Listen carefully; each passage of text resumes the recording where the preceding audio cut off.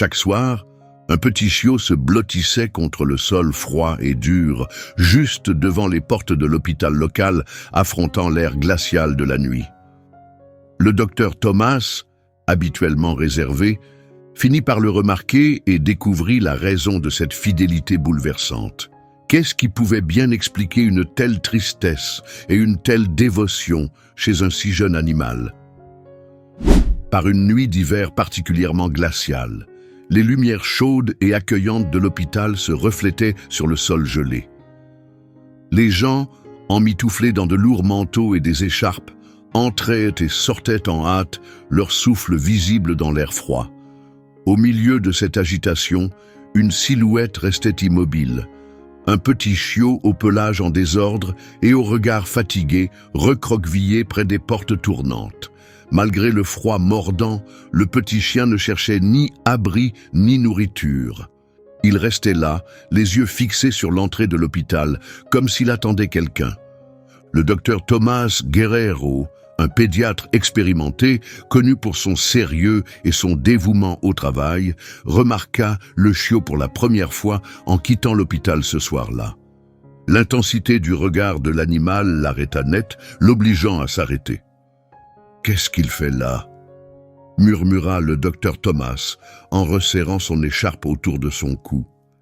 Une infirmière qui passait entendit sa remarque. « Il vient ici chaque soir depuis des semaines, docteur Guerrero. » Le pauvre semble attendre quelqu'un qui est peut-être à l'intérieur. « Quelqu'un à l'intérieur » répéta Thomas, le front plissé par la confusion. Son regard se posa à nouveau sur le petit chien, et une vague d'empathie inattendue perça son apparence habituellement impassible. Il y avait dans les yeux du chiot une profondeur, une histoire de perte ou d'espoir que Thomas n'arrivait pas à comprendre. Le lendemain soir, alors que le docteur Guerrero quittait l'hôpital, l'esprit encombré par des rapports à finir et un emploi du temps chargé pour le lendemain, il aperçut de nouveau le chiot au même endroit. Des flocons de neige commençaient à parsemer son pelage, scintillant sous les lampadaires, mais le petit chien ne bougeait pas, les yeux toujours fixés sur les portes de l'hôpital. Thomas s'arrêta, hésitant. Il n'était pas du genre à s'occuper d'animaux, et il n'avait ni le temps ni l'énergie pour ça. Pourtant, la présence silencieuse de cette petite créature abandonnée était impossible à ignorer. Il s'approche lentement, s'accroupissant à quelques pas. « Tu es encore là, hein ?» dit-il doucement, ses paroles formant des nuages blancs dans l'air glacé. Le chiot leva légèrement la tête, ses oreilles frémissant au son de la voix, mais il ne bougea pas. Ses yeux profonds et expressifs croisèrent ceux de Thomas. Le docteur sentit une boule dans la gorge, une émotion inhabituelle montant en lui. « Tu as un maître ?» murmura-t-il. Bien sûr, le chien ne pouvait pas répondre. Pourtant, ses yeux semblaient dire tant de choses. Le concierge, qui avait fait le ménage la veille, passa avec son balai. « Tu parles encore à ce clébard, Doc ?» plaisanta-t-il. « Ce chien est là depuis des semaines. Les gens disent qu'il attend quelqu'un, peut-être un patient. » Thomas tourna les yeux vers l'hôpital, une pensée troublante s'insinuant dans son esprit. Se pouvait-il que le maître du chiot soit à l'intérieur, peut-être alité dans l'une de ces chambres stériles? Ou pire encore, était-il déjà décédé, laissant derrière lui cette petite âme fidèle? Au fil des jours, Thomas se rendit compte qu'il pensait de plus en plus à ce chiot. Chaque soir, en quittant l'hôpital, il le retrouvait au même endroit. Le chien n'aboyait jamais, ne réclamait rien. Il restait simplement là, en silence, les yeux rivés sur l'entrée. Thomas commença à passer plus de temps près de la porte chaque soir, poussé par le besoin de comprendre le mystère de ce chien silencieux et attentif. Une nuit particulièrement glaciale, voir le chiot trembler de froid fut trop dur à supporter. Thomas alla chercher une petite couverture dans sa voiture et s'approcha du chien. « Tiens, ça devrait t'aider », dit-il en déposant doucement la couverture sur le chiot qui grelottait.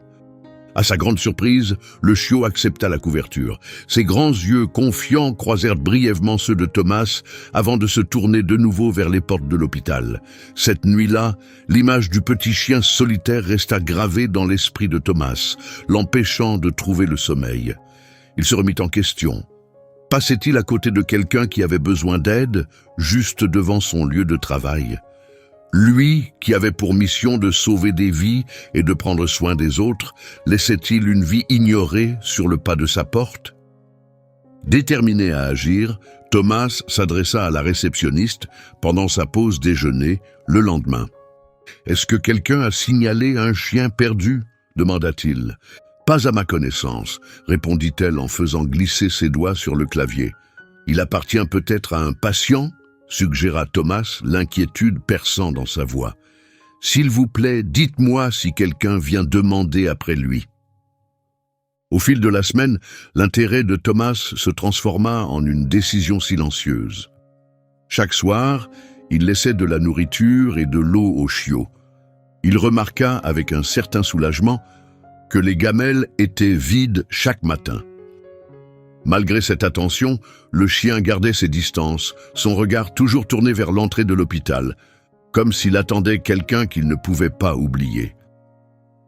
Un soir, alors que Thomas était assis dans sa voiture, prêt à rentrer chez lui, il aperçut de nouveau le chien, installé à sa place habituelle. Il poussa un soupir, serrant le volant entre ses mains. « Pourquoi tu ne pars pas ?»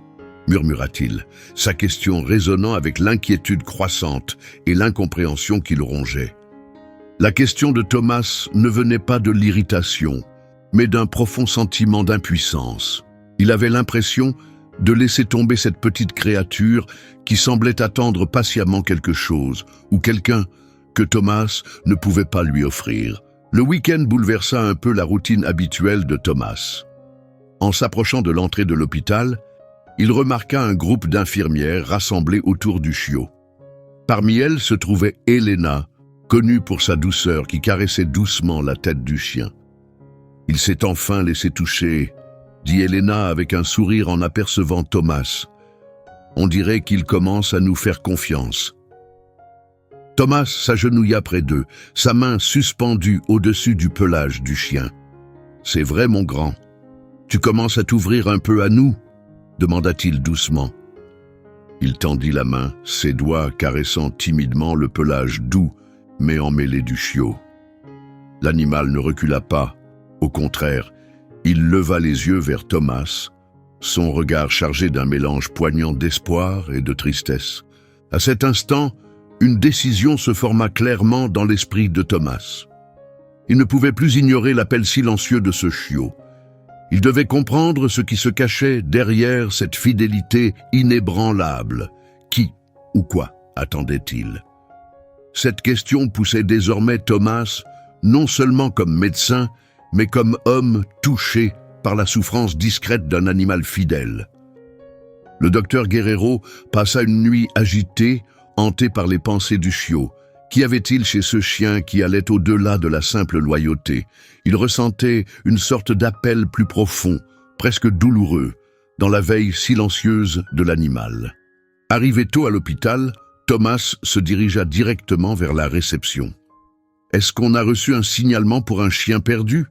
demanda-t-il, espérant un indice.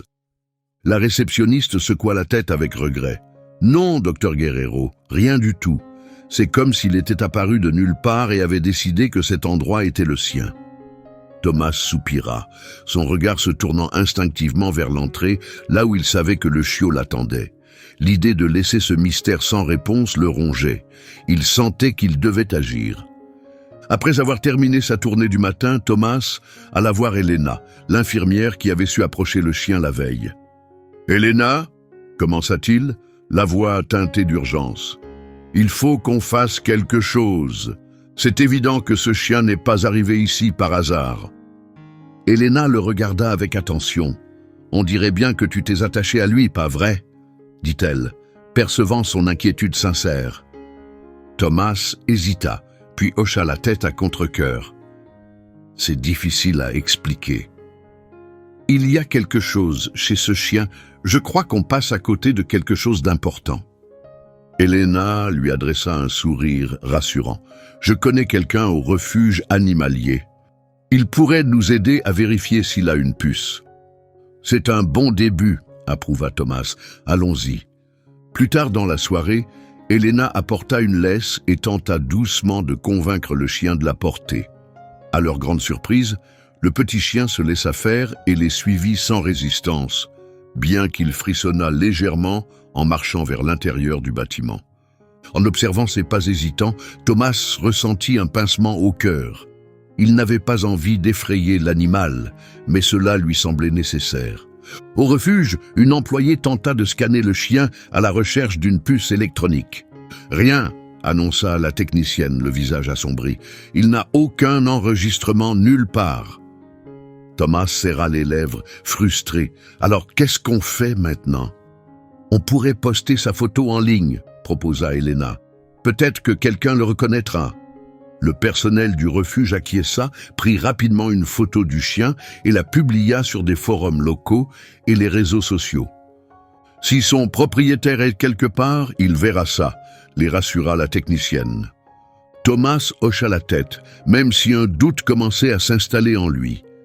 Si ce chien avait vraiment un maître, pourquoi personne ne l'avait encore cherché? Au fil des jours, en l'absence de réponse, Thomas se surprit à s'attacher de plus en plus à ce petit chien.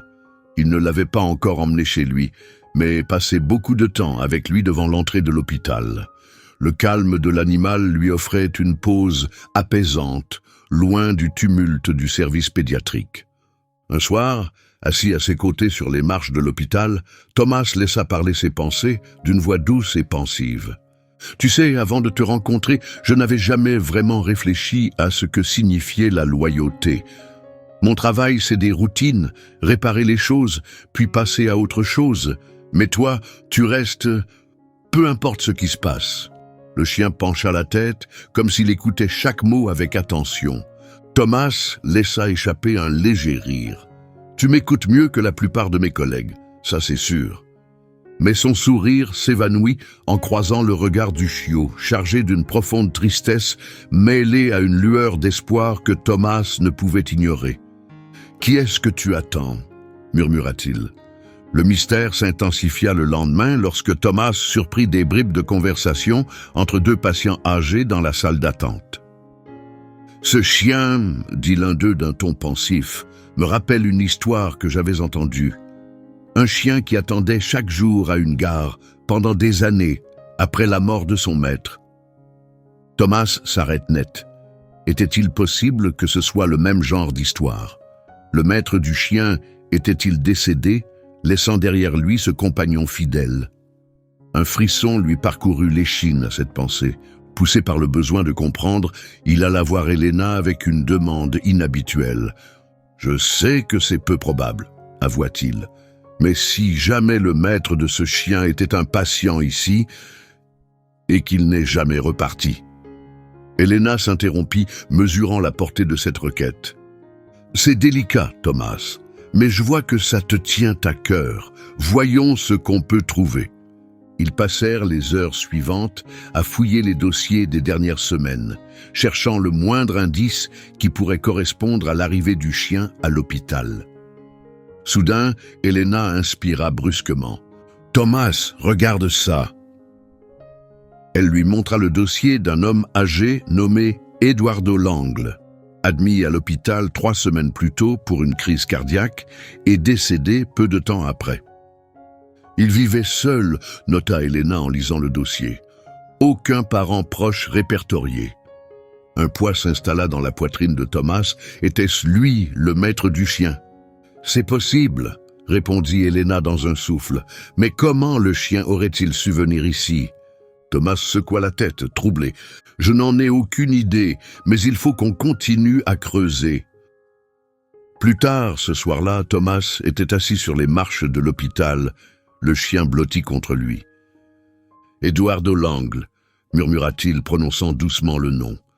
À ce son, les oreilles du chien se dressèrent légèrement et Thomas retint son souffle. « C'était lui, hein? C'était ton humain ?» Le chien ne bougea pas, mais ses yeux s'adoucirent, laissant paraître une lueur de reconnaissance à l'évocation de ce nom. Une boule se forma dans la gorge de Thomas. « Si c'est le cas, je suis vraiment désolé. Désolé pour ta perte. » Pour la première fois, Thomas tendit la main et caressa doucement le pelage du chien. Celui-ci se pressa un peu plus contre lui et une vague de chaleur envahit le cœur de Thomas. « Tu n'es plus seul, murmura-t-il, je vais m'occuper de toi. » Le nom Eduardo Langle restait gravé dans l'esprit de Thomas. Si ce chien avait réellement appartenu à cet homme, il devait y avoir davantage à découvrir. Poussé par la curiosité et une détermination nouvelle, Thomas décida de se rendre à la dernière adresse connue d'Eduardo, espérant comprendre la nature du lien entre eux. Il arriva devant une petite maison de plain-pied, en bordure de la ville. Le jardin était en friche, la peinture s'écaillait sur les volets, mais l'ensemble dégageait quelque chose de tendre, presque aimé malgré l'usure. Thomas s'arrêta devant la porte, incertain de ce qu'il allait trouver. Il frappa. Aucune réponse. Il essaya la poignée, mais la porte était verrouillée. En reculant d'un pas, il se sentit légèrement intrus et jeta un regard autour de lui. Une voisine, occupée à s'occuper de ses plantes, le remarqua. « Je peux vous aider ?» demanda-t-elle, avec une certaine prudence dans la voix. Thomas lui fit un signe amical. « Bonjour, je suis le docteur Guerrero. Je travaille à l'hôpital où Eduardo Langle a été admis. J'essaie de rassembler quelques informations à son sujet. » À l'évocation de ce nom, la femme posa son arrosoir, ses traits s'adoucissant. Eduardo, que Dieu ait son âme, c'était un homme bon, très discret, mais profondément fidèle à ceux qui l'aimaient. « Avait-il un chien ?» demanda Thomas. Le visage de la voisine s'éclaira. « Oui, un petit chien brun avec les yeux les plus attendrissants qu'on puisse imaginer.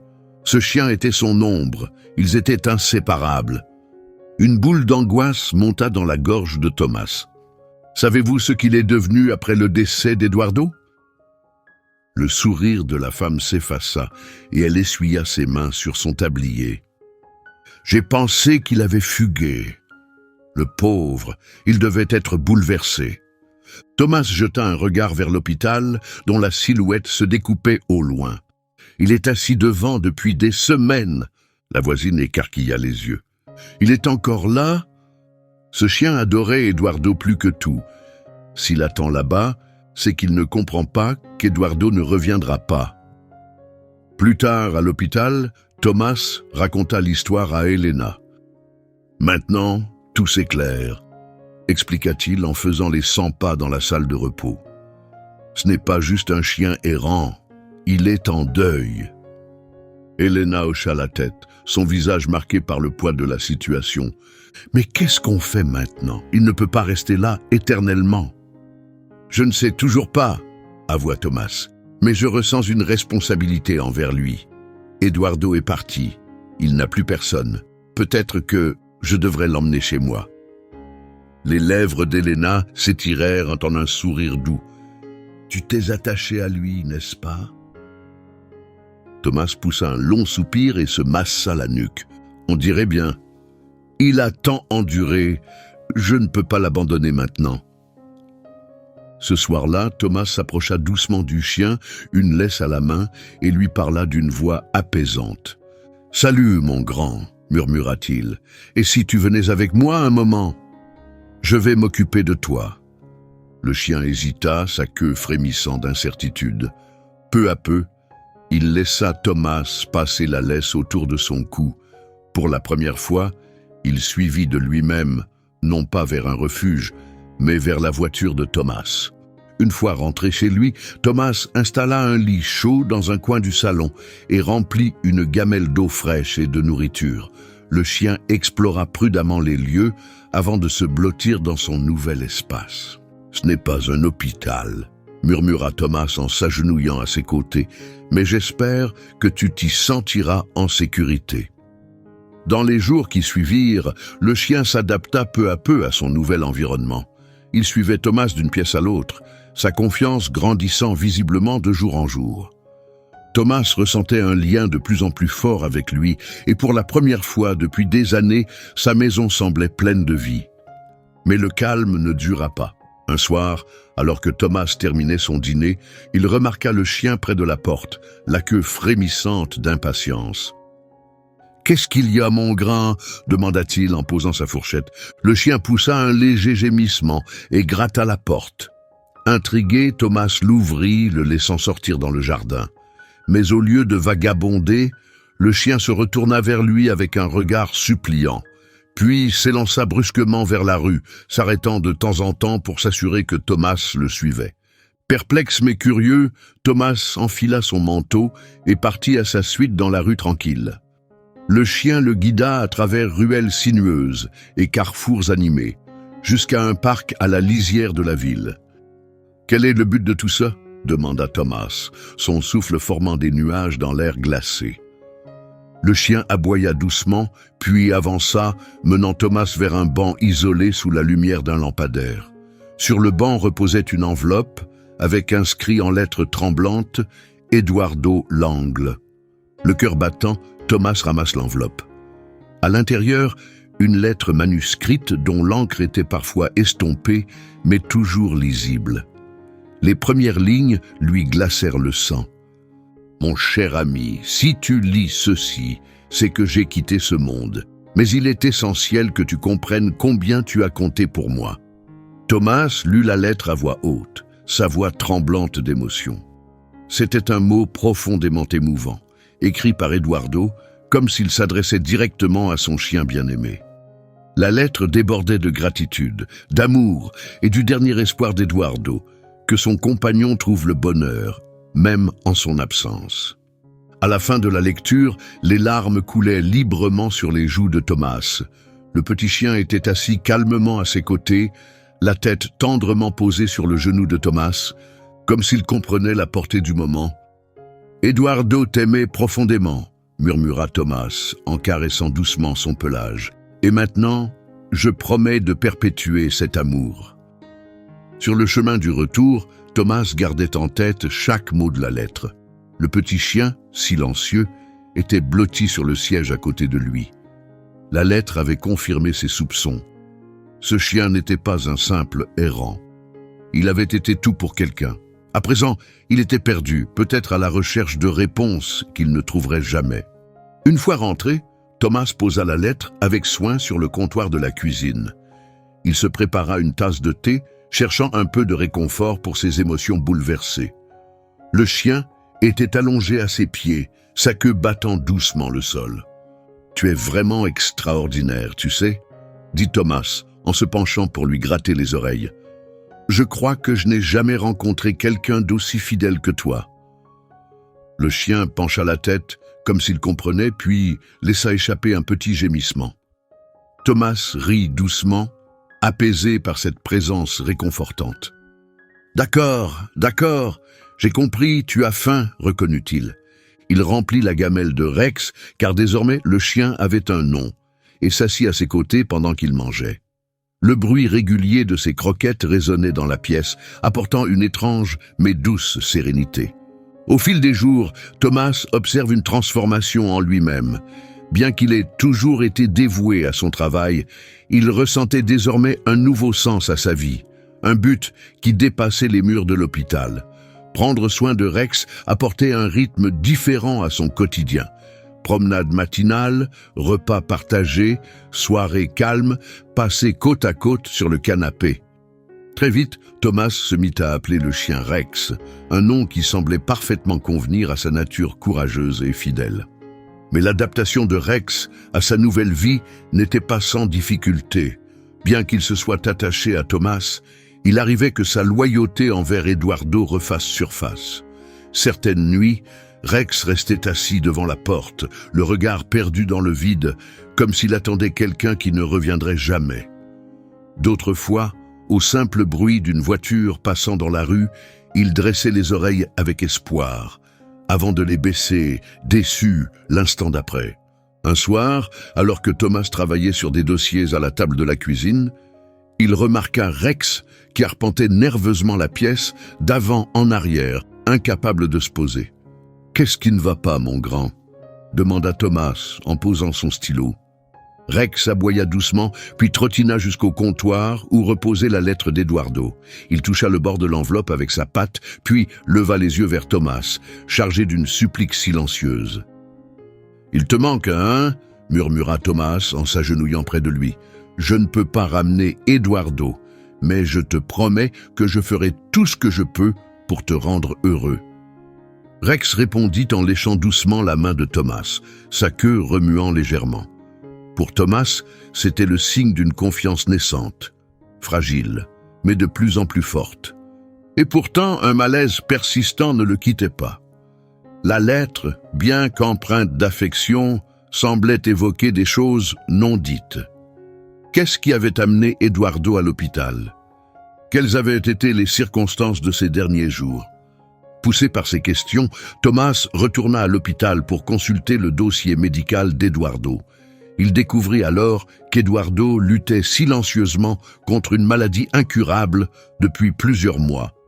Un secret qu'il n'avait presque confié à personne. Ces derniers jours avaient été marqués par l'isolement, Rex étant son unique réconfort. Cette vérité bouleversa Thomas. Eduardo n'avait pas simplement aimé Rex. Il avait compté sur lui. Alors que son monde se réduisait à sa maladie, Rex était resté fidèle jusqu'au bout. Thomas partagea ensuite ses découvertes avec Elena, qui l'écouta attentivement. « C'est bouleversant, » dit-elle en secouant légèrement la tête. « Mais tout s'explique maintenant. Ce chien ne faisait pas que rester loyal. Il faisait son deuil. » Thomas acquiesça, le regard bas. « Il faut que je fasse quelque chose. Pour Eduardo et pour Rex, ils méritent mieux que ce qu'ils ont eu. » Elena lui adressa un sourire doux. « Tu le fais déjà, Thomas. Tu offres à Rex une nouvelle vie, et je suis sûr que c'est exactement ce qu'Eduardo aurait voulu. » Animé d'un nouveau courage, Thomas décida d'honorer la mémoire d'Eduardo de façon significative. Il contacta une voisine qui avait toujours parlé de lui avec beaucoup d'affection et lui demanda son aide. Ensemble, ils organisèrent une petite cérémonie commémorative dans le parc préféré d'Eduardo. La nouvelle se répandit rapidement, attirant des voisins et anciens amis qui avaient reconnu Eduardo. Chacun contribua à sa manière. Certains apportèrent des fleurs, d'autres partagèrent des souvenirs chaleureux, et quelques-uns firent même des dons à un refuge local pour animaux en l'honneur d'Eduardo. Le jour de la cérémonie commémorative, Thomas emmena Rex au parc. Le chien semblait saisir la gravité de l'événement, assis calmement aux côtés de Thomas, tandis que les participants partageaient leurs souvenirs d'Eduardo. Certains parlaient de sa générosité, d'autres de sa force tranquille. Beaucoup mentionnèrent aussi Rex, soulignant le lien profond qui l'unissait à Eduardo. Quand vint le moment pour Thomas de prendre la parole, il s'avança, la lettre d'Eduardo à la main. « Il est peut-être parti », commença-t-il d'une voix posée, bien que le cœur lourd, « mais l'esprit d'Eduardo vit à travers Rex. Ce petit chien incarne la générosité et la fidélité d'Eduardo, même dans ses derniers instants. » Des hochements de tête approbateurs parcoururent l'assemblée, apportant à Thomas une chaleur réconfortante alors qu'il baissait les yeux vers Rex. « Je m'engage à veiller sur lui, » poursuivit-il, sa voix ferme, « à honorer la mémoire d'Eduardo en offrant à Rex le foyer aimant qu'il mérite. » Alors que le ciel du soir se teintait d'orange et de rose, Thomas ressentit un profond apaisement. La cérémonie avait célébré la vie d'Eduardo, mais elle avait aussi renforcé le lien entre lui et Rex. Pour la première fois, Rex paraissait pleinement serein, sa tête reposant sur les genoux de Thomas, tandis qu'ils observaient les gens s'éloigner. Plus tard, dans le calme de la maison, Thomas encadra la lettre d'Eduardo et l'accrocha au-dessus de la cheminée. Ce n'était pas qu'une simple lettre, c'était le symbole d'un lien puissant entre un homme et son chien et d'un héritage d'amour qui perdurait. Avec la cérémonie derrière lui, Thomas sentit naître en lui un sentiment renouvelé de responsabilité envers Rex. le petit chien s'était profondément ancré dans sa vie, leur relation se renforçant jour après jour. Et pourtant, malgré tout le réconfort que lui apportait Rex, une question continuait de le hanter. Pourquoi Eduardo avait-il laissé Rex à l'hôpital, sans prévoir quelqu'un pour s'occuper de lui directement? Cette énigme devint plus pressante, alors que Thomas se plongeait davantage dans le passé d'Eduardo. Un soir, Rex blotti contre lui sur le canapé, Thomas se rappela une confidence faite par une voisine. Eduardo avait une sœur avec qui il avait perdu contact depuis des années. Le lendemain, muni des dossiers de l'hôpital et des informations fournies par la voisine, Thomas retrouva la trace de cette sœur, Clara. Elle vivait dans une maison modeste, à la périphérie de la ville. Accompagné de Rex, Thomas gravit les quelques marches du perron et frappa à la porte. La porte s'ouvrit lentement, laissant apparaître une femme d'une 50aine d'années, les yeux fatigués et l'air méfiant. « Je peux vous aider ?» demanda-t-elle en le regardant avec prudence. « Madame Clara, je suis Thomas, médecin à l'hôpital où votre frère Eduardo a été soigné. » commença Thomas, marquant une courte pause. « J'ai pris soin de son chien, Rex, et j'aimerais en savoir un peu plus sur les derniers jours d'Eduardo. » L'expression de Clara s'adoucit à l'évocation du nom de Rex. « Rex, souffla-t-elle, la voix chargée d'émotion. Je ne l'ai pas vu depuis qu'Eduardo est tombé malade. Entrez, je vous en prie. » Une fois à l'intérieur, Clara raconta les liens tendus avec son frère. Une dispute à propos du testament de leurs parents les avait éloignés, aggravée par le caractère obstiné d'Eduardo et sa propre fierté, qui l'avait empêché de faire le premier pas. « J'avais pensé lui rendre visite quand j'ai appris qu'il était malade, » confia-t-elle d'une voix tremblante. « Mais j'avais peur de sa réaction. Je ne voulais pas aggraver les choses. » Thomas l'écouta attentivement, percevant le regret qui teintait ses paroles. « Il a parlé de vous dans sa lettre ?» dit-il doucement. Malgré tout, on sentait qu'il vous portait encore dans son cœur. Des larmes apparurent dans les yeux de Clara, tandis qu'elle caressait doucement Rex, touchée par la confirmation de l'affection durable de son frère. « J'aurais dû être là pour lui », murmura Clara, sa voix lourde de remords. Et pour Rex aussi. Eduardo tenait à ce chien plus qu'à tout. Au fil de la conversation, Clara révéla quelque chose à quoi Thomas ne s'attendait pas. Durant ces derniers mois, Eduardo avait tenté de réparer leur relation.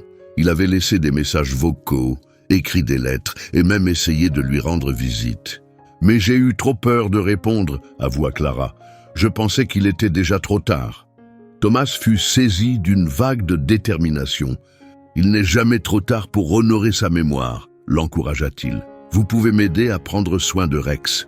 Ensemble, on peut faire en sorte que l'héritage d'Eduardo continue de vivre. » Clara acquiesça, sa résolution grandissante. « Je veux réparer les choses, pour Eduardo et pour Rex. » Leur collaboration apporta de nouveaux défis. Clara proposa de se rendre dans l'ancienne maison d'Eduardo pour chercher ce qu'il aurait pu laisser à Rex. La maison était restée intacte depuis son départ pour l'hôpital et l'idée de trier ses affaires semblait écrasante. Pourtant, ils tombèrent d'accord. C'était important. Leur visite fut empreinte d'émotion. L'endroit, modeste et encombré, portait encore les traces d'une vie simple mais profonde. Rex semblait reconnaître la maison, remuant la queue avec enthousiasme, en retrouvant les odeurs familières. Dans le salon, les mains de Clara tremblaient, alors qu'elle repliait avec soin une vieille couverture vers laquelle Rex se dirigeait naturellement. Dans la cuisine, Thomas ouvrit un tiroir et découvrit une boîte pleine de photos et de lettres. Parmi ses souvenirs se trouvait un journal qu'Eduardo avait tenu pendant sa maladie. En feuilletant les pages, Thomas fut profondément touché par les mots décrivant l'immense affection qu'Eduardo portait à Rex. « Ce chien m'a sauvé », écrivait-il. « Il m'a donné une raison de continuer, même quand tout semblait perdu. » Le journal révélait aussi un autre projet. Eduardo avait imaginé créer un fonds pour aider les refuges d'animaux de la région afin de soutenir ceux qui avaient tant apporté à sa vie. Malheureusement, sa santé déclinante l'avait empêché de concrétiser ce rêve. Ravi de cette découverte, Thomas en parla immédiatement à Clara. Sa réaction fut instantanée et déterminée.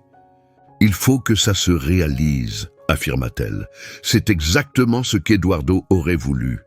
Donner vie au rêve d'Eduardo s'avéra plus difficile que prévu. » Thomas et Clara prirent contact avec des refuges et des associations locales proposant de créer un fonds en mémoire d'Eduardo. Au début, ils rencontrèrent du scepticisme. Certains refuges doutaient du projet, d'autres n'avaient tout simplement pas les moyens d'y participer. Mais la détermination inébranlable de Thomas finit par convaincre. Rex devint le symbole de la campagne. Sa loyauté et sa résilience touchaient tous ceux qui entendaient son histoire. Une photo de Rex à côté de la lettre encadrée d'Eduardo devint l'image phare de leur communication, suscitant un élan de dons venant des voisins, des employés de l'hôpital et même d'inconnus émus par le récit d'Eduardo. À mesure que les contributions affluaient, Thomas remarqua un changement chez Clara. La culpabilité et la tristesse qui l'avaient envahie auparavant laissaient place à une nouvelle énergie. Elle commença à faire du bénévolat dans un refuge local, trouvant du réconfort auprès de chiens semblables à Rex. Thomas, lui aussi, découvrit une profonde satisfaction. Jongler entre ses responsabilités à l'hôpital et les besoins du fonds commémoratif n'était pas simple. Mais la joie dans les yeux de Rex et les messages de gratitude des refuges lui rappelaient que ses efforts valaient la peine. En poursuivant l'œuvre d'Eduardo, Thomas et Clara se rapprochèrent. Leur engagement commun favorisait non seulement la guérison, mais ravivait aussi des émotions profondes et des regrets enfouis. Un après-midi, Thomas suggéra à Clara de se rendre à l'hôpital où Eduardo avait passé ses derniers jours. Il pensait que cela pourrait l'aider à se reconnecter à son frère et à trouver une forme d'apaisement. Clara hésita, visiblement mal à l'aise. « Je ne suis pas sûre d'en être capable », dit-elle, la voix tremblante. « Tu n'es pas seule », la rassura Thomas. « Rex et moi serons avec toi à chaque étape. » Clara regarda Rex, qui agitait la queue comme pour l'encourager. Elle inspira profondément et acquiesça. « D'accord, allons-y. » À l'hôpital, Thomas guida Clara à travers les couloirs calmes et impeccables jusqu'au service où Eduardo avait été soigné. L'odeur discrète de désinfectant fit remonter une vague de souvenirs. Mais Thomas resta concentré sur Clara, qui observait les lieux avec nervosité. Ils s'arrêtèrent devant la chambre qu'occupait Eduardo. « Nous y sommes », dit doucement Thomas en désignant la porte. Clara s'arrêta, la main tremblante près de la poignée. « Et si je n'étais pas assez forte ?» murmura-t-elle, les larmes aux yeux. Thomas posa une main rassurante sur son épaule. « Prends ton temps. Eduardo t'aurait comprise », souffla-t-il. Clara inspira profondément et ouvrit doucement la porte. Bien que la chambre soit vide, la présence d'Eduardo se faisait encore sentir. Une photo de Rex près du lit, quelques livres soigneusement empilés et un parfum de lavande flottant dans l'air, celui de son désodorisant préféré. En entrant, Clara vacilla à la vue de la photo. « Il t'aimait vraiment, n'est-ce pas ?» chuchota-t-elle en s'agenouillant pour caresser la tête de Rex. Rex répondit en remuant la queue et en lui léchant doucement la main, lui offrant son soutien silencieux. Thomas resta silencieux, lui laissant l'espace nécessaire pour vivre cet instant. Après un moment, Clara se releva et se tourna vers lui. « Merci de m'avoir emmené ici, j'en avais besoin, dit-elle. En quittant l'hôpital, Clara commença à exprimer ses sentiments. « J'ai perdu tellement de temps à être fâchée contre Eduardo, » confia-t-elle. « Pourquoi? Un peu d'argent de l'héritage de nos parents? Tout ça me paraît tellement insignifiant maintenant. » Thomas hocha la tête. « Le regret nous alourdit, mais ce qui compte, c'est la façon dont on y fait face. Tu rends hommage à Eduardo aujourd'hui. C'est ça qui est important. » Clara esquissa un léger sourire. « J'espère juste que ça suffira, » répondit-elle. Au même moment, le fonds commémoratif prenait de l'ampleur au-delà de leur communauté. Une chaîne de télévision locale les contacta pour faire un reportage sur l'histoire de Rex et le rôle thérapeutique des animaux. Au départ, Thomas était hésitant, craignant une surexposition pour Rex, mais Clara voyait les choses autrement. Ça pourrait vraiment aider les refuges, répondit-elle. C'est ce qu'Eduardo aurait voulu. Avec quelques réserves, Thomas accepta et ils organisèrent l'interview. Le jour du tournage, Rex conquit facilement l'équipe grâce à sa gentillesse et à son histoire touchante. Le reportage fut diffusé quelques jours plus tard, provoquant un véritable élan de générosité.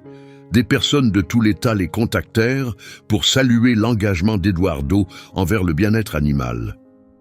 Bien que la campagne prospérait, Thomas faisait face à ses propres tourments. Prendre soin de Rex et gérer le fonds comblait un vide important, mais cela l'obligeait aussi à affronter une solitude longtemps refoulée derrière un quotidien chargé. Il commença à se poser des questions. Son lien avec Rex était-il vraiment un hommage à Eduardo? Ou bien un moyen de combler un manque dans sa propre vie?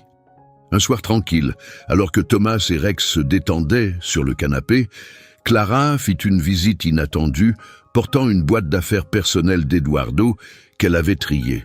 « J'ai pensé que tu aimerais avoir ça », dit-elle en tendant la boîte à Thomas.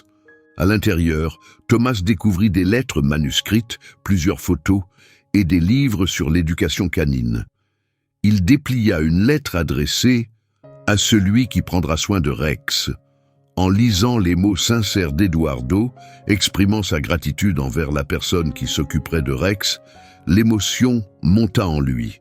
« Il avait confiance en toi », murmura Clara, « et on comprend pourquoi. » Thomas leva les yeux vers elle, la voix nouée. « J'ai du mal parfois, avoua-t-il. Je me demande si je fais tout ça pour Rex ou pour moi. » Clara posa une main rassurante sur son bras. « C'est normal de se poser ce genre de questions. On est tous humains. Mais ce que tu fais pour Rex, pour Eduardo, ce n'est pas juste pour toi. Tu as offert à Rex un foyer aimant et tu as donné une voix à l'héritage d'Eduardo. Ce n'est pas de l'égoïsme, c'est un acte d'amour. » Ces paroles le touchèrent profondément. Pour la première fois, Thomas accepta pleinement le lien qu'il avait développé avec Rex, non comme un substitut à un vide intérieur, mais comme une continuité de l'affection et de la loyauté qu'Eduardo avait transmise. Le succès du fonds ne cessait de croître, apportant non seulement un véritable sentiment de but, mais aussi de nouveaux défis. L'histoire de Rex ayant désormais franchi les frontières de leur région, les refuges virent affluer des demandes d'adoption, des dons et même des propositions pour une couverture médiatique nationale. Un après-midi, alors que Thomas triait des emails au refuge, un homme bien habillé entra. Il se présenta comme German Parmarker, représentant d'une grande agence de marketing. Il proposa une offre ambitieuse, faire de Rex le visage d'une campagne nationale pour l'adoption des animaux, comprenant des publicités, des événements publics et une ligne de produits dérivés. Thomas s'arrêta mal à l'aise. « Rex n'est pas qu'une histoire, il fait partie de notre famille. Je ne veux pas l'utiliser pour faire de l'argent. » German se pencha en avant d'un ton convaincant. Il ne s'agit pas d'exploitation, mais de faire rayonner son histoire. Imagine l'impact que Rex pourrait avoir, autant sur les animaux que sur les humains. C'est ce qu'Eduardo aurait voulu. Clara, qui assistait à la réunion avec Thomas, se sentit partagée. La campagne promettait une grande visibilité pour leur cause, mais il y avait un vrai risque que Rex soit trop exposé et que le message sincère d'Eduardo soit détourné. « Nous avons besoin de temps pour réfléchir », déclara-t-elle fermement. Plus tard dans la soirée, alors qu'ils discutaient de la proposition, Clara semblait pencher en sa faveur. « Réfléchis, Thomas, cela pourrait financer le refuge pendant des années. On pourrait aider tellement d'animaux. » Mais Thomas resta ferme, secouant la tête. « Rex a déjà traversé tant d'épreuves. Je ne peux pas le transformer en produit. » Le débat s'envenima, révélant des tensions profondes. Clara reprocha à Thomas de se laisser guider par la peur, tandis que Thomas lui rétorqua qu'elle ne mesurait peut-être pas pleinement l'importance émotionnelle de leur engagement envers Rex. Au milieu de leur dispute, Rex, sentant la tension monter, gémit doucement et poussa la jambe de Thomas du museau. Ce geste silencieux d'empathie mit fin à la dispute, et un silence chargé de culpabilité s'installa. « Peut-être qu'on est trop impliqué personnellement », murmura Clara après un moment. On doit penser à ce qui est vraiment le mieux pour Rex, pas juste à ce qui nous arrange. Le lendemain, alors qu'il réfléchissait encore à la campagne, Thomas fut abordé au refuge par une jeune femme prénommée Helena. Elle se présenta comme auxiliaire vétérinaire et expliqua avoir connu Eduardo à travers ses actions de bénévolat. Elle partagea une révélation qui prit Thomas au dépourvu. Eduardo avait un jour rêvé de lancer un service vétérinaire mobile pour les communautés défavorisées, une idée née de la présence rassurante de Rex. « Il ne m'a jamais parlé de ça », répondit Thomas, surpris. Helena lui adressa un sourire apaisant. Cette révélation sur le projet d'Eduardo donna une nouvelle dimension à son héritage et inspira Thomas à aller au-delà du simple soin quotidien apporté à Rex. Il partagea cette idée avec Clara et tous deux envisagèrent cette initiative comme un moyen plus profond d'honorer la mémoire d'Eduardo. Pleins d'enthousiasme, ils commencèrent à étudier la faisabilité d'un tel projet. Alors que Thomas et Clara se plongeaient dans la planification, ils furent confrontés à une série d'événements inattendus. La présence d'individus inconnus autour du refuge avait inquiété Thomas et le mot mystérieux qu'il découvrit ne fit qu'aggraver ses craintes. « Rex ne t'appartient pas », affirmait sèchement le message. Profondément troublé, Thomas le montra à Clara.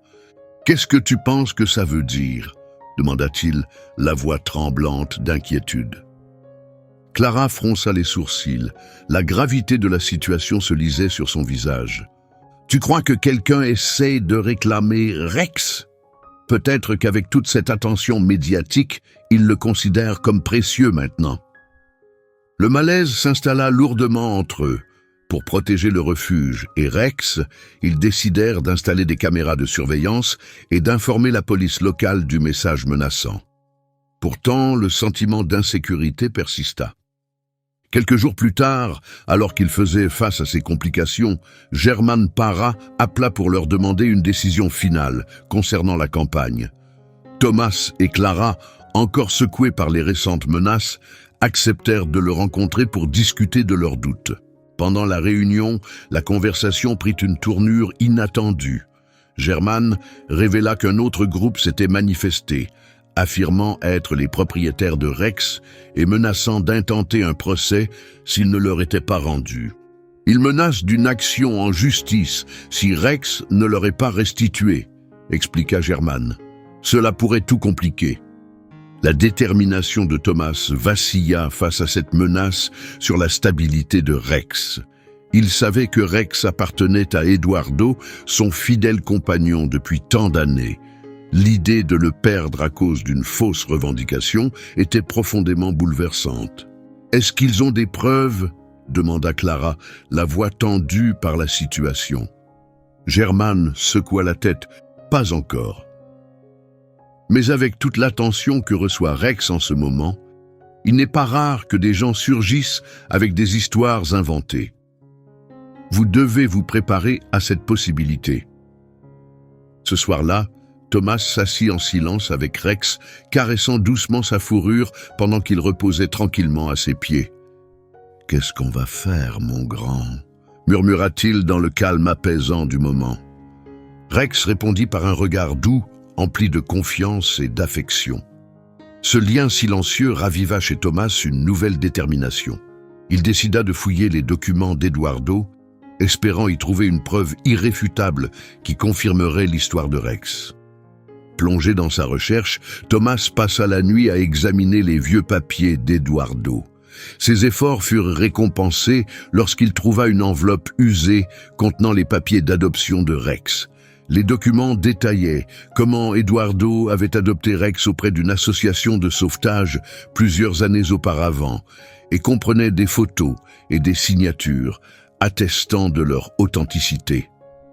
Un sentiment de soulagement envahit Thomas, mais il fut rapidement rattrapé par l'inquiétude face aux dommages qu'une fausse accusation pourrait provoquer.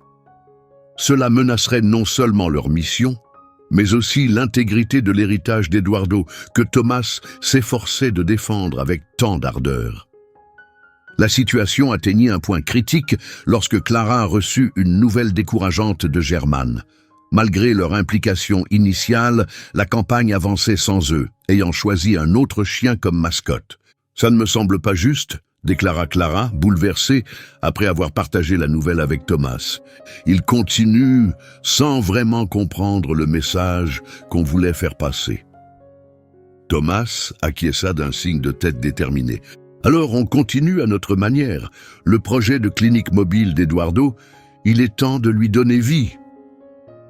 Portés par une nouvelle énergie, Thomas et Clara redoublèrent d'efforts pour concrétiser la clinique mobile, malgré la pression croissante liée à la revendication douteuse, à l'éloignement de la campagne par rapport à leur vision initiale et à leurs conflits personnels. À travers toutes ces épreuves, la présence fidèle de Rex leur apportait un réconfort constant et leur rappelait les valeurs chères à Eduardo. Suite à leur décision de se consacrer à la clinique mobile, l'engagement de Thomas et Clara raviva leur passion pour leur cause. Pourtant, le chemin à venir s'annonçait de plus en plus difficile. Malgré la preuve légitime de l'adoption de Rex, les accusations infondées sur sa possession commencèrent à gagner du terrain en ligne, alimentées par la médiatisation croissante de son histoire. Des commentateurs anonymes remettaient en question leurs intentions, certains les accusant même d'exploiter Rex à des fins financières. Déterminés à faire taire ces critiques, Thomas et Clara décidèrent de partager l'histoire complète de la vie d'Eduardo. Ils souhaitaient mettre en lumière son amour profond pour les animaux, son rêve de venir en aide aux communautés défavorisées grâce à une clinique vétérinaire mobile et le rôle symbolique de Rex comme source d'espoir durant les périodes les plus difficiles de sa vie. Ils organisèrent une rencontre émouvante au refuge, réunissant des défenseurs locaux, d'anciens collègues d'Eduardo, ainsi que des journalistes. Ce fut l'occasion de redonner à leur histoire tout son sens. Le jour de l'événement, le refuge était rempli d'énergie. Les bénévoles installaient des panneaux photos montrant des instants partagés entre Eduardo et Rex, illustrant leur lien fort, tandis que Clara mettait la touche finale à sa présentation. Rex, comme s'il comprenait l'importance du moment, resta aux côtés de Thomas, accueillant chaque visiteur avec son calme habituel. Alors que la foule se rassemblait, Thomas se plaça devant un écran diffusant des images de la vie d'Eduardo. Il inspira profondément, puis commença. Eduardo n'était pas seulement un amoureux des chiens, c'était un visionnaire. Il rêvait d'un monde où chaque animal pourrait guérir et où chaque humain trouverait du réconfort grâce à ce lien. Rex était essentiel à cette vision. Le public fut captivé alors que Thomas racontait les projets d'Eduardo pour une clinique mobile et le rôle de Rex dans l'inspiration de ses idées. Clara ajouta « Cette histoire dépasse celle d'un seul chien. Elle parle du lien que nous partageons avec tous les êtres vivants et de l'impact profond qu'ils ont sur nos vies. » Le rêve d'Eduardo était que ce lien touche chacun, en particulier ceux qui en ont le plus besoin. À la fin de l'événement, les applaudissements résonnèrent et un élan de soutien emplit les lieux. Les dons affluèrent et des entreprises locales s'engagèrent à fournir des ressources pour le projet de clinique mobile. Ce fut un tournant décisif, bien que tous les participants ne soient pas venus célébrer. À la clôture de la rencontre, une femme nommée Sylvia s'approcha de Thomas et Clara, son visage empreint de prudence. Elle se présenta comme membre de la famille qui avait accueilli Rex avant qu'il ne soit adopté par Eduardo. Sa présence inattendue et son ton suggéraient une certaine amertume. « Je ne veux pas créer de problème », commença Sylvia, « mais c'est important que vous sachiez que Rex n'a pas toujours fait partie de votre vie. Ma famille s'en est occupée en premier. Il l'aimait profondément et ça a été un crève-cœur de devoir le laisser partir à cause de nos circonstances. » Thomas la regarda avec attention. Bien qu'elle ne soit pas hostile, ses paroles apportaient une nouvelle nuance à leur récit. « Je suis sincèrement désolé pour cette perte, » répondit-il avec empathie. Mais l'adoption de Rex par Eduardo était parfaitement légale. et leur lien est devenu quelque chose de très spécial. Touchée par sa sincérité, Sylvia sembla s'apaiser. « Je vois à quel point Rex compte pour vous tous. Je voulais juste que vous connaissiez sa vie d'avant et combien il était aimé avant de rejoindre votre famille. » Clara s'approcha et lui tendit la main. « Merci de nous avoir partagé cela.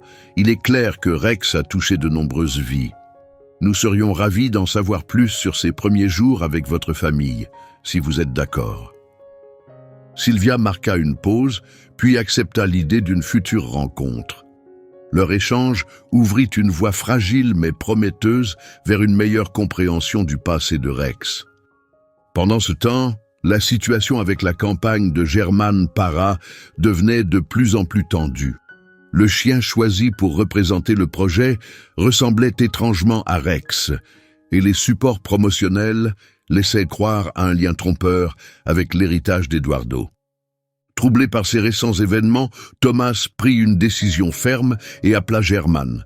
Sa voix était déterminée. « Tu es en train de tromper les gens !» lança-t-il. « On n'est plus dans la sensibilisation. Tu exploites cette histoire à des fins lucratives. » La réponse de Germán fut sèche. « Les gens sont attirés par des récits percutants. Si tu refuses de participer, ce n'est pas mon problème si d'autres acceptent de le faire. » Cet appel déstabilisant ne fit qu'alimenter la détermination de Thomas. Avec Clara, il concentra toute son énergie sur la clinique mobile, résolu à bâtir un projet authentique qui incarnerait véritablement la vision d'Eduardo. Au fil des semaines, Sylvia devint une alliée inattendue mais précieuse. Elle apporta d'anciennes photos de Rex Chio et partagea des souvenirs de ses premiers jours, enrichissant ainsi le récit de sa vie et révélant le lien entre deux familles unies par l'amour porté à ce chien. Sylvia révéla également des aspects touchants de la personnalité d'Eduardo. « Un soir, après l'adoption, Eduardo est revenu nous voir », raconta-t-elle. « Il voulait s'assurer qu'on était en paix avec la séparation. Il nous a donné régulièrement des nouvelles de Rex pendant des années. » Cette révélation sur la bienveillance d'Eduardo éclaira davantage son caractère compatissant aux yeux de Thomas et Clara. Elle les inspira à insuffler cet esprit d'empathie dans la clinique mobile, afin d'offrir non seulement des soins aux animaux, mais aussi un soutien émotionnel aux propriétaires. À mesure que le projet progressait, des soutiens inattendus se manifestèrent. Une école vétérinaire locale accepta d'envoyer des stagiaires et une entreprise de logistique fit don d'un fourgon. Cet élan collectif devint un hommage vivant à l'héritage durable d'Eduardo. Mais une nouvelle épreuve surgit. Une plainte anonyme accusa Rex d'avoir été adopté de manière irrégulière. Bien que Thomas et Clara soient certains de la légitimité de l'adoption, cette menace juridique risquait de ralentir considérablement l'avancement de la clinique. Face à cette pression croissante, Thomas accepta avec reconnaissance l'aide proposée par Sylvia. Ses liens avec le réseau local de protection animale s'avérèrent non seulement utiles, mais désormais indispensables. « Laissez-moi vous aider », insista-t-elle. « Rex mérite d'être là où il est vraiment aimé. » Ce geste renforça leur alliance, transformant les tensions passées en une collaboration soudée autour du bien-être de Rex et de la mémoire d'Eduardo. Au milieu de ces épreuves, la détermination de Thomas et Clara ne faiblit pas. Les accusations fallacieuses et les manœuvres de Germán n'étaient plus de simples obstacles. Elles devinrent le moteur de leur volonté de défendre et de concrétiser la mission de la clinique mobile. Alors que le conflit autour de l'adoption de Rex s'intensifiait, il accapara une grande partie du temps et des ressources de Thomas et Clara. Ils se retrouvèrent plongés dans des dossiers juridiques, des comparutions au tribunal et sous le feu des projecteurs. De son côté, Germán profita de la situation, diffusant des publicités provocantes, insinuant que Rex vivait peut-être dans un foyer illégal, semant ainsi le doute au sein de la communauté. Un soir, dans le calme du bureau du refuge, sous la lumière tamisée d'une lampe de bureau, Clara confia ses craintes à Thomas, la voix pleine d'inquiétude. « Et si on perdait Rex ? murmura-t-elle alors qu'ils étaient assis au milieu d'une montagne de dossiers. Sous le bureau, Rex reposait la tête sur la chaussure de Thomas, inconscient de la tempête juridique qui faisait rage autour de lui. En caressant doucement les oreilles de Rex, Thomas trouva en lui une force tranquille. « On ne laissera pas ça arriver », dit-il d'une voix douce mais déterminée. « Eduardo nous a fait confiance. On se battra pour lui comme lui l'aurait fait pour nous. » Le poids des batailles judiciaires à venir était lourd. Chaque audience qui les éloignait du refuge et de Rex leur donnait le sentiment de trahir ce qu'ils défendaient. Sylvia, désormais pleinement investie dans leur cause, se porta volontaire pour témoigner. Elle se disait prête à expliquer en détail le processus d'adoption légitime d'Eduardo et à attester des soins exceptionnels apportés à Rex. La veille de leur première comparution, un événement inattendu survint. Un coursier arriva tard au refuge avec une enveloppe marquée « Confidentiel ». À l'intérieur, une lettre anonyme prétendait révéler les manigances de Germán Parra. Le contenu était accablant. Il détaillait comment l'équipe de Germán avait fabriqué de toutes pièces le litige autour de la possession de Rex, allant jusqu'à produire de faux documents pour discréditer le projet de Thomas et Clara. « Ça pourrait tout changer », dit Clara, partagée entre l'espoir et le doute en lisant la lettre. Mais comment savoir si c'est authentique? Avec prudence, Thomas examina les preuves jointes, des emails, des échanges internes et des reçus liés à la campagne de Germán. « Il faut vérifier tout ça, avertit-il. Mais si c'est fondé, c'est exactement ce qu'il nous fallait pour le faire tomber. » Le lendemain matin, ils présentèrent ces éléments à leur avocate, qui comprit aussitôt la portée de cette révélation. « Il ne s'agit plus seulement de défendre Rex, » déclara-t-elle. « Si ces documents résistent à l'examen, Germán pourrait faire face à de graves conséquences juridiques. » La tension était palpable dans la salle d'audience. Thomas, Clara et leur soutien, dont Sylvia, se tinrent debout, solidaires et déterminés. La partie adverse tenta de discréditer leur témoignage, mais leur avocate réfuta chaque accusation infondée avec clarté et dévoila les manœuvres manipulatrices de l'équipe de Germán. Au fil de l'audience, l'avocat de Germán sembla de plus en plus mal à l'aise face aux questions insistantes du juge. Lorsque Germán fut interrogé sur la légitimité de ses actions, il affirma que ses intentions étaient liées à la cause animale. Mais ses réponses restèrent floues et ne firent qu'attiser le scepticisme manifeste du juge. L'atmosphère devint plus lourde encore lorsque Sylvia s'avança vers la barre des témoins. Son témoignage retraça avec émotion l'histoire de Rex, depuis ses premiers jours dans sa famille, en passant par les soins attentionnés d'Eduardo jusqu'à sa vie actuelle au refuge. Son récit, sincère et poignant, toucha profondément l'assemblée. Certains dans la salle d'audience furent émus aux larmes. « Rex représente bien plus qu'un simple animal », déclara-t-elle avec passion. « Il incarne l'espoir et la persévérance. Il a toute sa place auprès de ceux qui perpétuent vraiment l'héritage d'Eduardo. » Ces paroles résonnèrent avec force, renforçant les enjeux moraux et affectifs au cœur du procès. Le verdict tomba rapidement. Le tribunal rejeta les accusations infondées, portant un coup sévère à la campagne de Germán, au vu et au su de tous.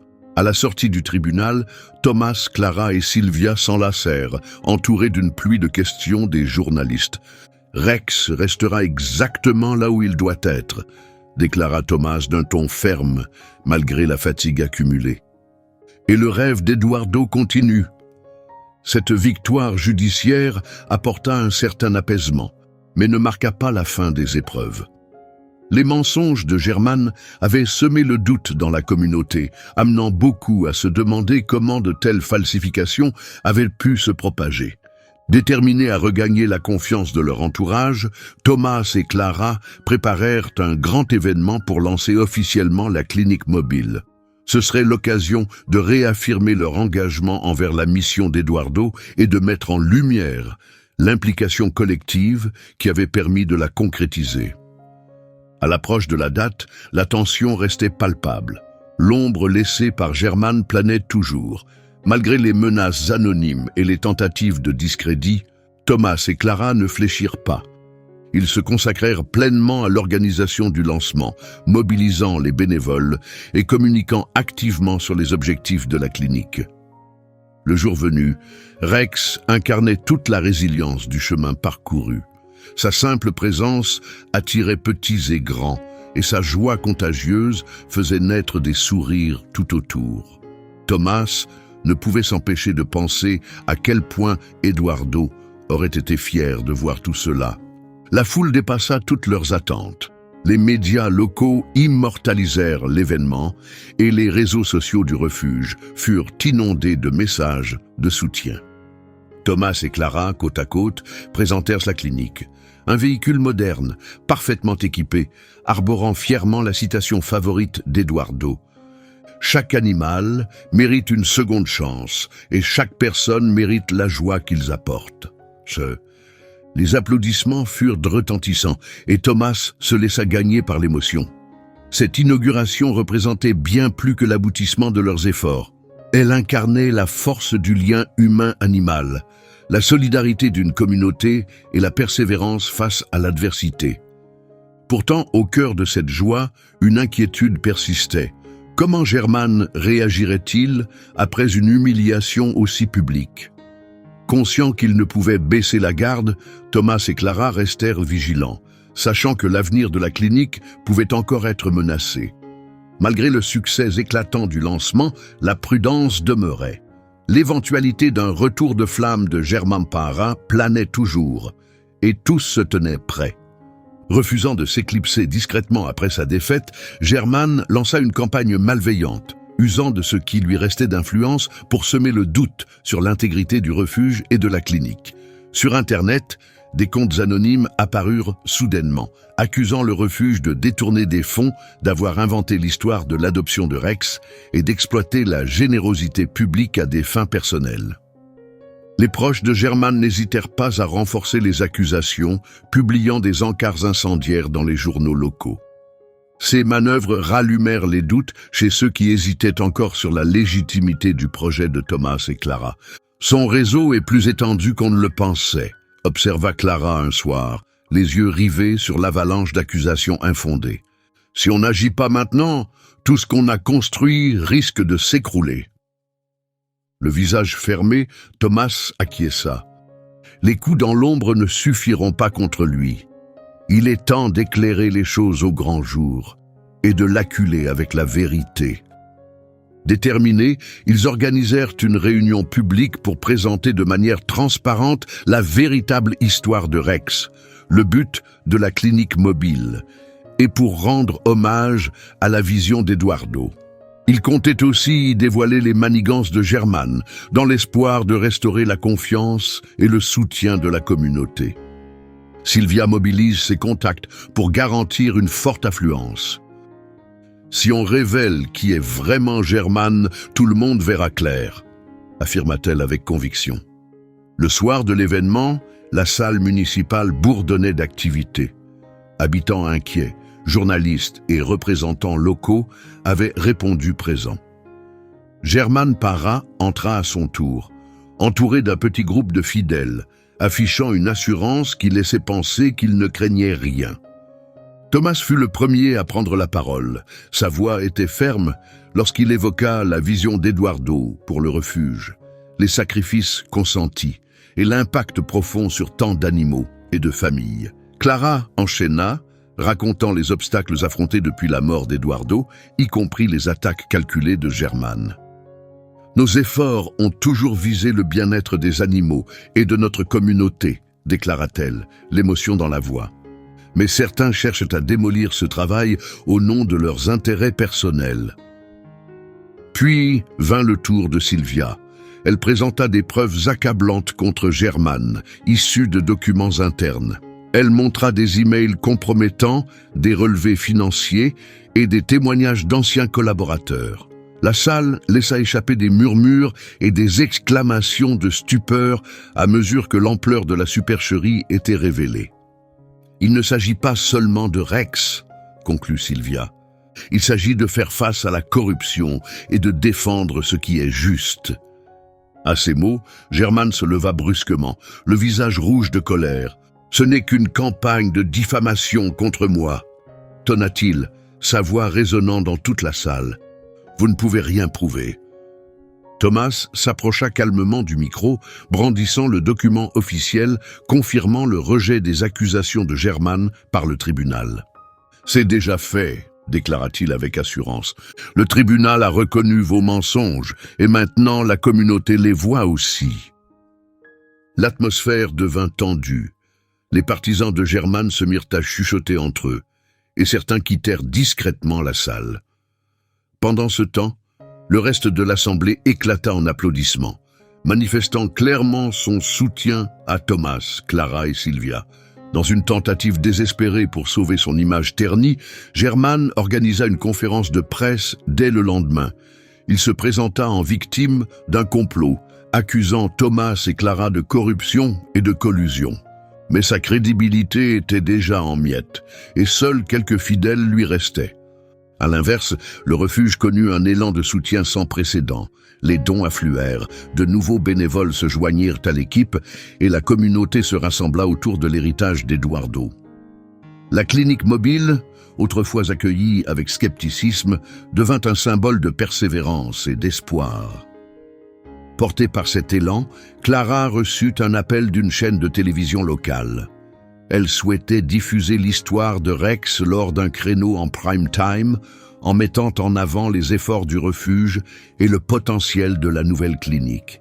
C'était l'occasion rêvée d'élargir leur portée et d'ancrer leur rôle au sein de la communauté. Pendant l'émission, Thomas parla de son parcours avec Rex, la voix empreinte de fierté et de gratitude. « Rex est bien plus qu'un animal pour nous », expliqua-t-il. Il incarne tout ce en quoi Eduardo croyait, la compassion, les nouveaux départs et ce lien indestructible entre l'homme et l'animal. Clara ajouta « Notre refuge et cette clinique mobile ne sont pas de simples projets. Ce sont des promesses à Eduardo et à chaque être vivant en quête de soutien. » La diffusion déclencha une vague de soutien. Germain fut relégué au second plan, et l'influence de Thomas et Clara se renforça considérablement dans la région. Mais ce triomphe eut un coût. Le combat constant avait laissé des marques et il savait qu'il devait rester vigilant. Un soir, alors qu'ils se reposaient sur le perron du refuge, Rex étendu paisiblement à leurs pieds, Clara brisa le silence avec une question lourde de sens. « Tu crois que c'est enfin terminé ?» murmura-t-elle. Thomas regarda le soleil couchant, dont la lumière dorée baignait doucement le refuge. « Le pouvoir de Germain s'efface peu à peu, » répondit-il pensivement. « Mais les gens comme lui ne disparaissent jamais vraiment. Il faut rester sur nos gardes. » Clara hocha la tête, caressant tendrement la tête de Rex. « Au moins, on sait les uns les autres, et Rex. » Thomas esquissa un petit sourire, empli d'espoir. Et l'héritage d'Eduardo. Peu importe les défis à venir, on continuera à faire vivre son rêve. Malgré la disparition progressive de Germain Parra de la scène publique, ses manipulations passées avaient laissé des traces. Certains doutes subsistaient encore dans la communauté, écho persistant de ses efforts de discrédit. La clinique mobile se heurta à de nouveaux obstacles imprévus, notamment à une résistance venue d'autorités locales encore influencées, même faiblement par Germain. Thomas et Clara comprirent alors que, bien qu'ils aient remporté une bataille, la lutte pour la crédibilité et la pérennité du refuge était loin d'être terminée. En réponse, ils intensifièrent leurs efforts de sensibilisation.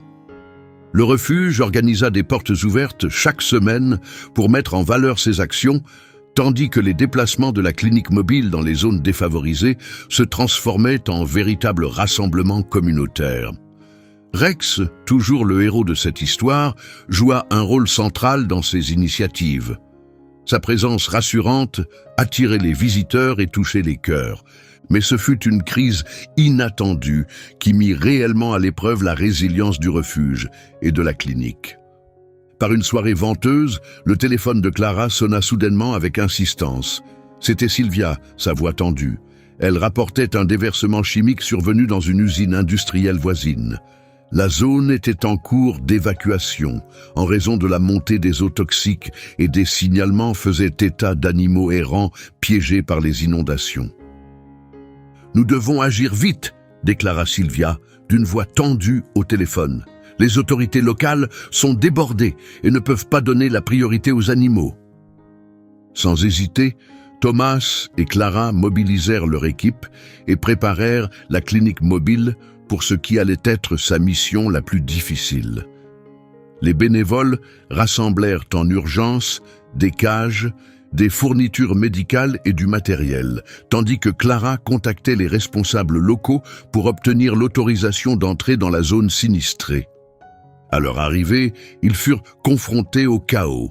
Des torrents d'eau dévalèrent les rues, emportant des débris sur leur passage. Des animaux terrifiés se réfugiaient sur les toits ou se cachaient dans des bâtiments abandonnés. Avec calme et détermination, Thomas prit en main les opérations de sauvetage. « On se divise en équipes », ordonna-t-il d'un ton ferme mais posé. « Rappelez-vous, la sécurité avant tout, pas de prise de risques inutiles. » L'intervention fut intense et pleine de dangers. Clara traversa des eaux jusqu'à la taille pour rassurer et faire sortir doucement un chien terrorisé d'un jardin inondé. Ailleurs, Sylvia et un bénévole grimpèrent sur un toit pour sauver un chat piégé par la montée des eaux. Pendant tout ce temps, Rex, conscient de l'urgence, aboyait comme pour encourager les animaux apeurés qu'il rencontrait. Mais la mission n'était pas sans péril. À un moment, Thomas faillit glisser sur le sol détrempé et fut presque emporté par le courant. Rex arriva juste à temps à ses côtés, lui offrant l'appui nécessaire pour se redresser et sauver un chiot effrayé. Quand l'aube se leva, l'équipe, épuisée mais habitée par un sentiment d'accomplissement, avait sauvé de nombreux animaux.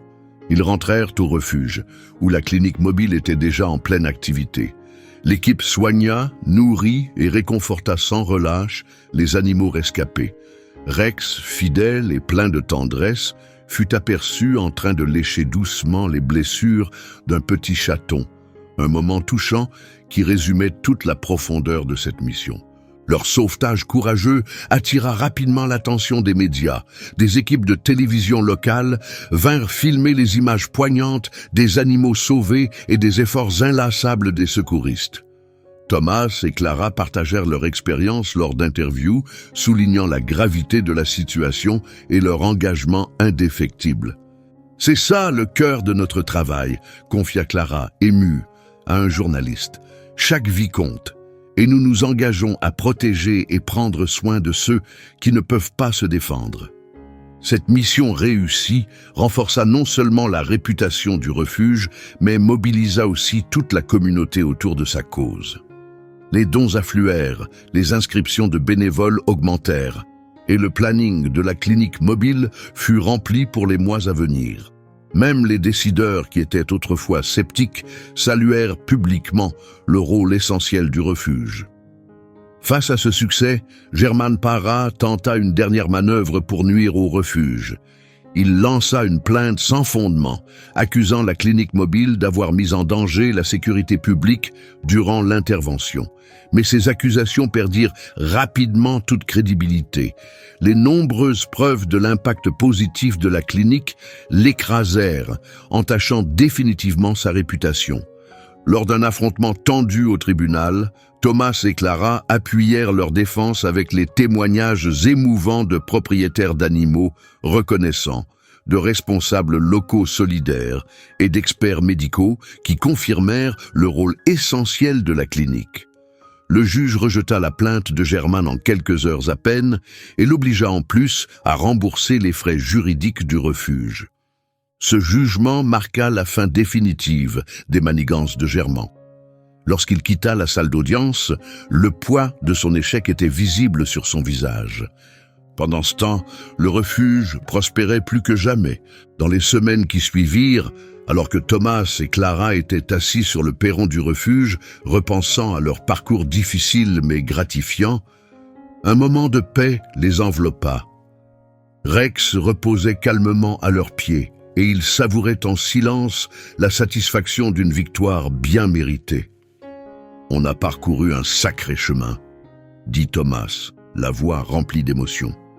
Depuis la perte d'Eduardo, les épreuves avec Germán, jusqu'à aujourd'hui, on a vraiment franchi un cap. Clara acquiesça, un sourire doux sur le visage, caressant doucement le pelage de Rex. « Ce n'est pas seulement le refuge ou la clinique, murmura-t-elle. C'est ce qu'on a construit, les liens qu'on a créés, les vies qu'on a touchées. C'est ça, l'héritage d'Eduardo. » Rex leva la tête comme s'il comprenait la portée de leurs paroles, ses yeux remplis de chaleur et de gratitude. Par un après-midi ensoleillé, le refuge était en pleine effervescence. Des bénévoles et des habitants s'étaient rassemblés pour commémorer l'opération de sauvetage. Les animaux autrefois en danger semblaient renaître, leur énergie reflétant la mission profonde du refuge. Thomas prit la parole au centre de la cour.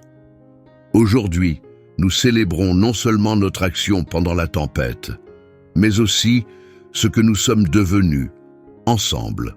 Nous sommes plus qu'une équipe. Nous sommes une famille, une communauté, un soutien vital pour ceux qui n'ont personne. Ces mots sincères touchèrent profondément l'assemblée. Clara, à ses côtés, lutta pour retenir ses larmes alors que les applaudissements éclataient. Rex, toujours symbole de leur victoire, poussa un aboiement joyeux qui déclencha des rires et prolongea l'ambiance festive.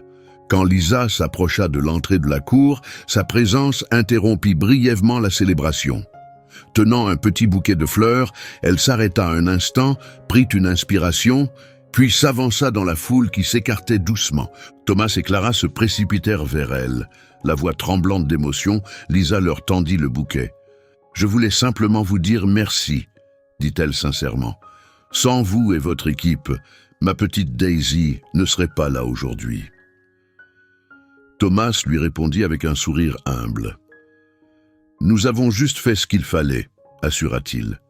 Lisa s'agenouilla alors pour caresser Rex, qui remua la queue avec enthousiasme. « Et toi ?» lui dit-elle en le regardant dans les yeux. « Tu es un vrai héros. » Cette brève rencontre fut profondément touchante, résumant les liens puissants créés grâce à leur engagement.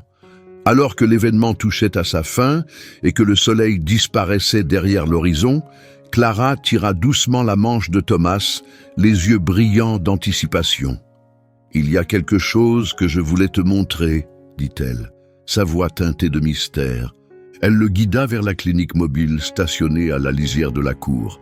À l'intérieur, tout avait été transformé. Des photos d'animaux sauvés tapissaient les murs, entrelacés de mots de gratitude écrits par leurs compagnons humains. Au centre de la pièce trônait un portrait encadré d'Eduardo, dont le sourire paisible témoignait du rêve à l'origine de leur mission.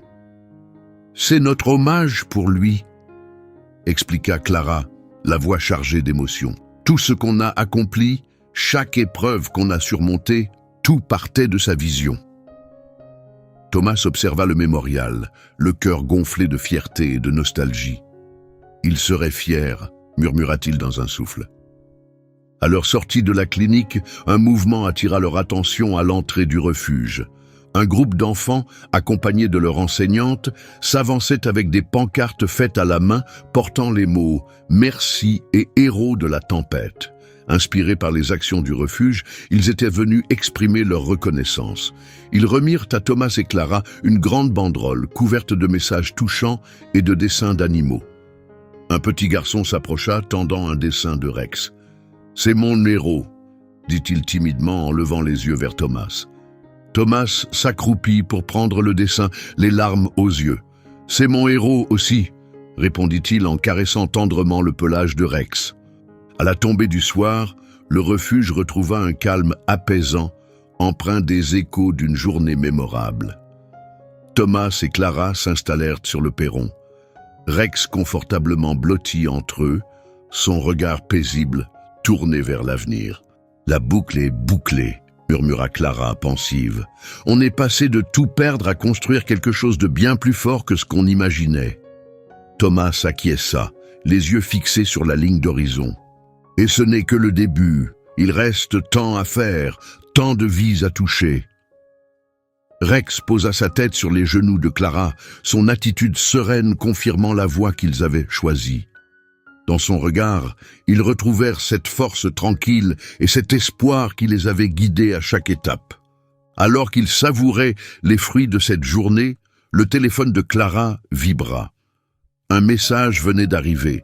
Une organisation nationale de protection animale les invitait à participer à un projet collaboratif visant à renforcer les ressources dans les zones défavorisées. Les yeux de Clara s'illuminèrent à la lecture. « Thomas !» s'exclama-t-elle, l'enthousiasme dans la voix. « C'est peut-être le tournant qu'on attendait. » Thomas attrapa le téléphone et lut rapidement le message. Son visage s'illumina d'un large sourire. « C'est parfait !» déclara-t-il. « La vision d'Eduardo va aller encore plus loin. » Leur histoire n'était pas seulement celle d'une victoire sur l'adversité, c'était le prélude d'un avenir meilleur. Le refuge n'était plus seulement un lieu d'accueil, il était devenu un symbole d'espoir, un témoignage vivant de la persévérance et de la compassion. Rex, au cœur de leur parcours, leva les yeux vers Thomas et Clara, son regard empli de la sagesse sereine de celui qui a tout vu. Sous un ciel étoilé, ils comprirent que leur mission était loin d'être terminée. Mais dans cet instant, baignés dans l'amour qu'ils avaient cultivé, ils se sentaient prêts à affronter tous les défis à venir. Dans les jours qui suivirent la célébration, un nouveau chapitre s'ouvrit pour le refuge. Les récits de leurs actions héroïques durant la tempête se répandirent largement, attirant l'attention d'amoureux des animaux, de bénévoles et de donateurs à travers tout le pays. Pour Thomas, Clara et Rex, cette reconnaissance grandissante n'était pas qu'une opportunité. C'était un appel à poursuivre leur mission avec encore plus de dévouement. Le refuge, autrefois en difficulté, débordait désormais de vie. Les bénévoles s'y engageaient avec ferveur, portés par l'histoire inspirante du lieu. Les dons affluaient, permettant d'agrandir les locaux, d'acquérir du matériel de pointe et de renforcer les actions de proximité. Une nouvelle aile était en construction pour accueillir davantage d'animaux dans le besoin, équipés d'installations médicales modernes. Rex était devenu le symbole de leur résilience, une figure locale adorée. Les visiteurs affluaient pour rencontrer le chien qui avait survécu à la tempête et sauvé tant de vies. Des enfants riaient en le caressant, tandis que des familles racontaient combien son courage les avait touchés. Par un bel après-midi, Thomas s'adressa à un groupe de nouveaux bénévoles, illustrant l'essence même du refuge. « Cet endroit, dit-il en désignant les environs, incarne ce que nous pouvons accomplir lorsque nous sommes unis par une cause commune. Chacun de vous peut faire une réelle différence, non seulement dans la vie de ces animaux, mais aussi dans le cœur de ceux qu'ils rencontrent. » À ses côtés, Clara, tenant Rex en laisse, ajouta « Rex nous a appris une leçon précieuse, que la lumière persiste même dans les moments les plus sombres. Que chaque geste de bonté, aussi petit soit-il, peut déclencher une onde capable de transformer le monde. » Les bénévoles écoutaient avec attention, les yeux pleins de détermination. Pour beaucoup, cet engagement dépassait le simple bénévolat. C'était un véritable appel à agir. À mesure que le refuge grandissait, son influence aussi s'élargissait. Clara lança un nouveau projet en partenariat avec des écoles locales pour sensibiliser les enfants à l'importance du respect animal et de la compassion. Rex, toujours le héros, devint le visage de cette initiative, captivant les élèves par sa douceur lors des visites en classe. Thomas, quant à lui, se consacrait à étendre leur action aux villages reculés, veillant à ce qu'aucun animal ne soit oublié. Nuit après nuit, il restait éveillé, absorbé par l'élaboration de nouveaux plans, animé par l'esprit infatigable et la fidélité à l'engagement d'Eduardo. Par un soir en particulier, alors que le coucher du soleil peignait le ciel de teintes orangées et rosées, Thomas et Clara se détendaient sur le perron du refuge fraîchement rénové.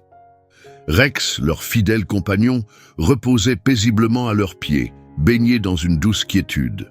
Le bourdonnement léger des cigales remplissait l'air, interrompu de temps à autre par les aboiements lointains d'un chien. « On a accompli tellement de choses », remarqua Clara, sa voix mêlant fierté et étonnement.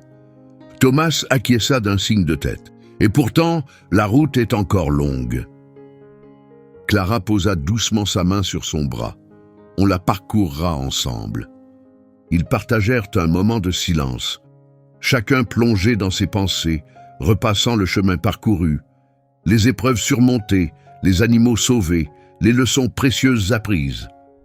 Alors que les étoiles commençaient à parsemer le ciel assombri, Clara regarda Thomas avec un sourire plein d'espoir. « Tu crois qu'Eduardo avait imaginé tout ça ?» murmura-t-elle. Contemplant le refuge, dont les fenêtres diffusaient une lumière chaleureuse dans la nuit, Thomas répondit « Je crois que oui, et je suis sûr qu'il serait fier. » Rex releva la tête comme s'il comprenait la portée de leurs paroles. Sa queue s'agita doucement, comme pour approuver ce qu'ils avaient construit ensemble. Le lendemain matin, Thomas et Clara se tenaient fièrement devant la nouvelle enseigne du refuge, dévoilée lors d'une cérémonie émouvante. Elle affichait le Havre d'Eduardo, un refuge d'espoir. Juste en dessous, une inscription ajoutait « À la mémoire d'Eduardo », dont le rêve vit dans chaque vie que nous touchons. L'assemblée éclata en applaudissements, saluant non seulement les accomplissements du refuge, mais aussi le lien d'unité et de compassion qui les avait menés jusqu'ici. Quand Thomas prit la parole devant la foule, l'émotion le submergea. « Ce lieu est bien plus qu'un simple refuge », déclara-t-il. « Il est le témoignage de la force de l'amour, de la persévérance et de l'esprit de communauté. Chaque vie que nous sauvons ici prouve ce que nous sommes capables d'accomplir ensemble. » À mesure que l'histoire du Havre d'Eduardo se déployait, elle brillait comme un phare d'espoir pour les animaux, comme pour les humains. Son influence dépassait largement ses murs, touchant les cœurs et inspirant le changement dans de nombreuses communautés. Rex, toujours au cœur de cette aventure, restait une figure emblématique, sa bravoure et sa loyauté incarnant tout ce qu'il représentait. Thomas, Clara et Rex continuaient à faire vivre le rêve d'Eduardo, sauvant des vies, une à la fois. Si cette histoire vous a inspiré, rejoignez notre aventure. Abonnez-vous à notre chaîne pour découvrir d'autres récits remplis de courage, de persévérance et d'espoir. Et ne manquez pas notre prochaine vidéo, une histoire extraordinaire qui touchera votre cœur et révélera toute la puissance de l'empathie. Cliquez ici pour la regarder dès maintenant.